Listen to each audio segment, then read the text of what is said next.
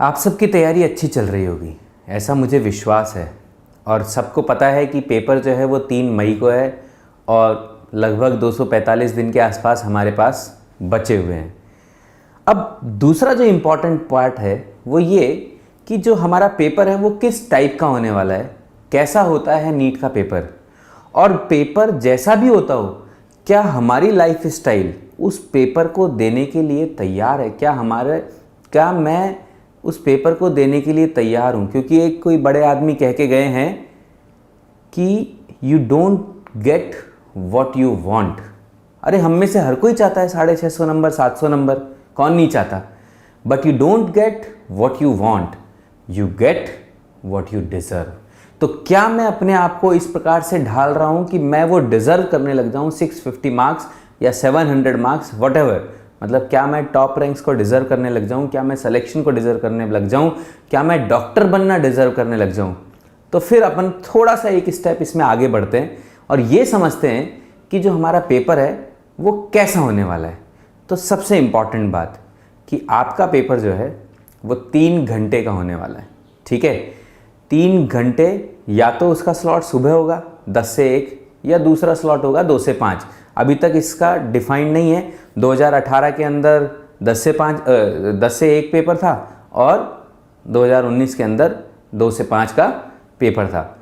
अगर सुबह होता है तो एक अलग टाइप की लाइफ स्टाइल चाहिए, अगर दिन में होता है तो एक अलग टाइप की लाइफ स्टाइल चाहिए कि नहीं चाहिए। दिन में अगर पेपर होता है तो जो लोग दिन में सोते हैं, जिनको आदत है कि स्कूल से आए सो गए, नींद ले ली, 10 मिनट 15 मिनट आधा घंटा थोड़ा सा रेस्ट कर लिया, उनको वो सोना बंद करना पड़ेगा। क्यों करना पड़ेगा? क्योंकि अगर उनकी रोज़ सोने की आदत है तो पेपर के दिन पक्के से सिर दर्द होगा, क्योंकि उस दिन सो नहीं पाओगे और उसके चक्कर में सिर दर्द हो जाएगा।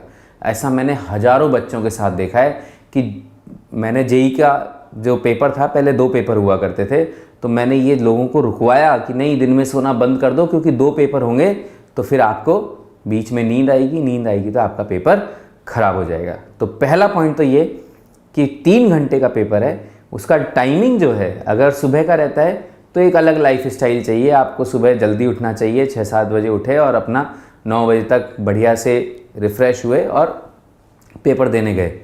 अगर 2 बजे का पेपर होता है तो थोड़ा सा लेट उठिए, 7-8 बजे उठिए, ताकि दिन में थकान कम हो, क्योंकि एक लंबा स्पैम है बीच में 2 बजे तक का, ठीक है। तो एक पॉइंट तो ये। दूसरा पॉइंट ये कि इस 180 मिनट के अंदर कितने सवाल आने वाले हैं? 180 क्वेश्चंस, मतलब ज़्यादा से ज़्यादा एक क्वेश्चन को करने का 1 मिनट है। तो भैया ये तो बड़ा मुश्किल काम है। फिजिक्स और केमिस्ट्री के अंदर ज़्यादा मुश्किल है कंपेयर टू बायोलॉजी है। तो आपकी अगर रीडिंग स्पीड अच्छी है, क्वेश्चन को पढ़ना और उसको समझने की स्पीड अगर अच्छी है, तो आप बायोलॉजी के क्वेश्चन को 30 सेकंड से 40 सेकंड के अंदर ख़त्म कर सकते हैं and then you can save time. 90 question जो बायोलॉजी के आने वाले हैं, अगर आपने उनको 40 सेकंड के हिसाब से कर लिया तो लगभग 3600, मतलब 1 घंटे में, 1 घंटे के अंदर आप बायोलॉजी को 1 घंटा या 1 घंटा 5 मिनट, 60 से 65 मिनट के अंदर आप उसको मतलब 90 क्वेश्चंस को सॉल्व कर सकते हैं। फिर आपके पास 45 क्वेश्चन फिजिक्स के और 45 क्वेश्चन केमिस्ट्री के करने के लिए ज़्यादा टाइम मिल जाएगा। In that case you can do 1.15, मतलब 1 मिनट और 15 सेकंड का टाइम आप दे सकते हैं फिजिक्स और केमिस्ट्री के अंदर। तो क्या इंपॉर्टेंट बात हुई कि आपकी पढ़ने की स्पीड जो है वो फास्ट होनी चाहिए। कॉम्प्रीहेंशन की जो स्पीड है, उसको समझने की जो स्पीड है, क्वेश्चन को पढ़ा और समझा, इसकी स्पीड फास्ट होनी चाहिए। और ये कैसे आता है? ये जितने पेपर प्रैक्टिस करोगे, जितनी बार प्रैक्टिस करोगे, उतना आपकी स्पीड बढ़ती चली जाएगी। और सॉल्व करना भी फास्ट आना चाहिए, आपको मेथड्स आने चाहिए कि कैसे मैं क्वेश्चंस को जल्दी सॉल्व कर सकता हूँ, कर सकती हूँ, ठीक है। तो दूसरा पॉइंट ये है कि आपकी पढ़ने की स्पीड फास्ट होनी चाहिए। तीसरा इंपॉर्टेंट पॉइंट ये है कि अगर आपने OMR शीट भरनी है तो ये एक बात गांठ बांध लो कि OMR शीट भरने में कम से कम 10 मिनट लगेंगे, कम से कम। 180 क्वेश्चंस हैं जिनकी अपने को फिल करना है, वो बबल फिल करना है। तो अगर 10 मिनट लगने वाले हैं, 180 सवाल हैं, अगर एक बबल को फिल करने में 3 सेकंड लगते हैं। यूं ऐसे ऐसे करके फिल करना पड़ेगा ना उसे। इधर से आंसर देखा, इधर फिल किया, इधर से आंसर देखा, इधर फिल किया। इस सारे काम में कम से कम 2 से 3 सेकंड तो लगेंगे ही सही। तो 180 सवाल इंटू 3 सेकंड कितना हुआ? 540 सेकंड। 540 सेकंड को अगर 60 से डिवाइड करोगे तो बनते हैं 9 मिनट।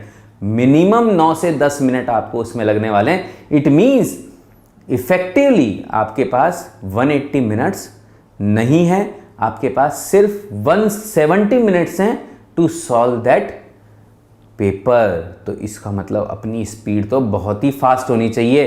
तो कई बच्चे जो है वो ये सोचते हैं कि सर आज मैंने 200 क्वेश्चन कर लिए लेकिन 6 घंटे में किए। नहीं भाई, तेरे को 180 सवाल करने हैं और कितनी देर में करने हैं? 170 मिनट के अंदर करने हैं, तब जाके तुम पेपर देने के लायक बनते हो। कई लोग कहते हैं सर एलिजिबिलिटी, अरे you are eligible for paper और you want to eligible for the selection. तो आपको अगर सिलेक्शन के लिए एलिजिबिलिटी चाहिए तो आपको इस बात का ध्यान रखना पड़ेगा कि आप 3 घंटे के अंदर या 170 मिनट के अंदर, 10 मिनट और कम कर दिया, उसके अंदर आप 180 सवाल अटेम्प्ट कर पाते हैं या नहीं कर पाते। एक और पॉइंट, और वो ये कि पेपर के अंदर क्वेश्चन करना इंपॉर्टेंट नहीं है, सही करना इंपॉर्टेंट है। क्योंकि अगर आप गलत करते हो, अगर आप तुक्का मार के आ जाते हो, अरे सर मेरे को टिक ही तो लगाने हैं, हाँ मैं 180 सवालों के ऊपर टिक लगाने में मुझे ज़्यादा गया है सर, 15 मिनट के अंदर सब पे टिक लगा दूंगा और 15 मिनट में फिल कर दूंगा, आधे घंटे में पेपर ख़त्म। तो क्या सिलेक्शन हो जाएगा? भगवान ने चाहा तो हो जाएगा, अदरवाइज तो तुम्हारी किस्मत से, मतलब तुम्हारे कर्मों से तो नहीं हो सकता। तो फिर कैसे होगा? पेपर को सही सॉल्व करने पर होगा। नेगेटिव मार्किंग अगर है तो आपको ये बात ध्यान रखना चाहिए कि एक भी सवाल गलत नहीं होना चाहिए, नहीं तो -1 हो जाता है, दूसरा जो क्वेश्चन सही किया उसके नंबर और कट जाते हैं। ठीक है, तो ये बात का और ध्यान रखना है कि हमारा जो पेपर है वो नेगेटिव मार्किंग वाला पेपर है। अगर आपने सही किया तो पूरे नंबर है और अगर नहीं किया तो -1 मार्क्स भी हो जाते हैं। तो सही करने की आदत डालो। तो इसका मतलब ये हुआ कि जब आप नीट प्रेप के वेबसाइट के ऊपर टेस्ट सीरीज दे रहे होंगे और बहुत सारे क्वेश्चन सॉल्व करो भाई, इतने क्वेश्चन सॉल्व करो कि मतलब लगे, क्वेश्चंस को भी लगे यार ये बंदा सही है, ये तो सॉल्व पे सॉल्व करे जा रहा है। प्रॉब्लम को जनरेट करो, प्रॉब्लम को सॉल्व करो, प्रॉब्लम खत्म करो। ठीक है, और नेगेटिव एक भी मत करो, तुक्के मत मारो। आज भी पेपर के अंदर करो तो तुक्के मत मारो। तुक्के मारना है किसी दिन टेस्ट करने के लिए अपने आप को देख लेना, 2-4 पेपर ऐसे दे लेना कि मेरे कितने तुक्के सही होते हैं, कितने नहीं होते हैं। ये किस्मत की बात है भाई। ठीक है, तो मैंने आज आपको क्या क्या चीज़ें बता दी। पहला ये कि नेगेटिव मार्किंग का ध्यान रखना। दूसरा ये कि OMR भरने में टाइम वेस्ट होता है और OMR बड़े ध्यान से भरना, कहीं एक भी ऊपर नीचे हो गया। देखो कुछ लोग होते हैं जो क्वेश्चन के साथ भर देते हैं, कुछ लोग होते हैं जो पेपर जैसे फिजिक्स कर ली, फिजिक्स की भर दी, केमिस्ट्री कर ली, केमिस्ट्री की भर दी, बायोलॉजी कर ली, बायोलॉजी की भर दी। कुछ लोग होते हैं जो पूरे पेपर की एक साथ भरते हैं, लेकिन वो लोग ध्यान रखना एंड में आधे घंटे इसीलिए बचा लेना कि OMR भरनी है। किसी भी तरीके से करो, ये आपकी मर्जी है, आपको जैसा सूट करता है, जिसमें आपका टाइम सेव होता है। आप जब 10, 20, 20, 25 पेपर दोगे तो अपने आप समझ में आने लग जाएगा कि मुझे OMR कैसे भरनी है। लेकिन गलत मत भर देना, ऊपर नीचे मत कर देना, गड़बड़ हो जाएगी। नहीं तो सारा जो है ना किस्मत मतलब ख़राब हो जाएगी अगर आपने ध्यान नहीं रखा तो।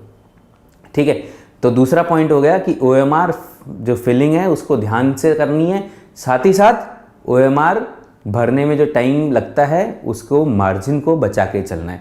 तीसरा पॉइंट ये था कि जो 180 मिनट का पीरियड है उसके अंदर हमारे को स्पीड के ऊपर काम करना पड़ेगा, एक्यूरेसी के ऊपर काम करना पड़ेगा, कॉम्प्रिहेंशन हमारा बहुत अच्छा होना चाहिए। साथ ही साथ क्या आपकी 3 घंटे बैठने की आदत है? क्या आप कंटिन्यूसली 3 घंटे बैठते हैं? क्या बीच में टॉयलेट के लिए जाने का मन करता है या पानी पीने का मन करता है? नहीं।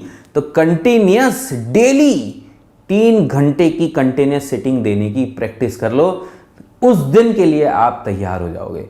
तो ये मेरे कुछ इंपॉर्टेंट पॉइंट बताए हैं। किस बात के लिए? इस बात के लिए कि we don't get what we want, we get what we deserve. And if you deserve to be a doctor then follow these points. ठीक है, so if you deserve to be a good person, मतलब आप चाहते हो कि आपकी इज्जत हो, तो आपको आपकी लाइफ स्टाइल वैसे ही सेट करनी पड़ेगी। ठीक है बच्चों, चलो लगे रहो।